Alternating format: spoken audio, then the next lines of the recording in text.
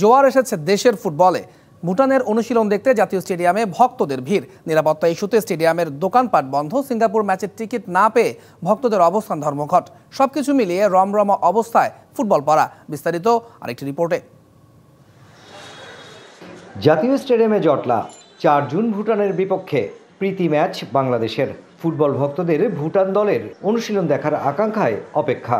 শুধু ভুটান নয়, Singapore match নিয়েও বড় ব্যবধানের জয় দেখতে চান হামজা, জামাল, ফাহমিদুল ভক্তরা।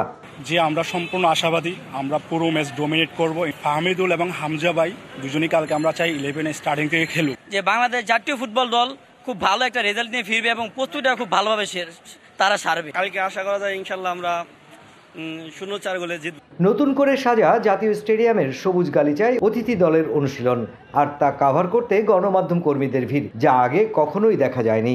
নগদ পেমেন্টে 500 টাকা পর্যন্ত ক্যাশব্যাক, আর লেনদেনে প্রতিদিন ডিপ ফ্রিজ এবং ঘন্টায় ঘন্টায় এসি, টিভি সহ দারুণ সব গিফট।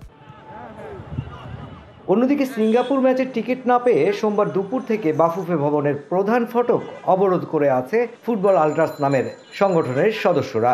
আমাদেরকে বাংলাদেশ সিঙ্গাপুর ম্যাচের টিকিট দিতে হবে বাংলাদেশ ফুটবল আল্ট্রাসকে। স্বপ্নের প্লেয়ারগুলো যখন বাংলার মাটিতে খেলতে এসেছে, সেই সময়টায় বাংলাদেশ ফুটবল আল্ট্রাস গ্যালারিতে থাকবে না, এটা আমাদের পক্ষে কখনো মেনে নেওয়া সম্ভব না। তবে এই বিষয়ে কোনো প্রতিক্রিয়া জানায়নি বাফুফে। এদিকে ভুটান ম্যাচ সামনে রেখে এনএসসির নির্দেশনা মোতাবেক একদিন আগেই স্টেডিয়াম এলাকায় বন্ধ রাখা হয়েছে দোকানপাট। দোকানীদের দাবি, ঈদের আগে ক্ষতিগ্রস্ত হচ্ছেন তারা। অনেক লস হয়ে যাবে, অনেকে বেতনও পাবে না, বোনাস পাবে না, তারা অনেক ক্ষতিগ্রস্ত হবে।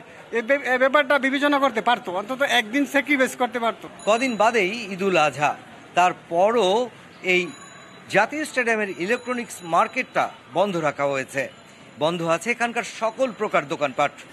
এর কারণ হলো বাংলাদেশ ভুটানের ম্যাচ। এর পেছনের কারণ বাংলাদেশের ফুটবলের ভাবমূর্তি বজায় রাখা এবং সেই সাথে ফুটবলারদের নিরাপত্তার ভাবনা তো থাকছেই। Mushfiqur Rahman, DBC news, Dhaka.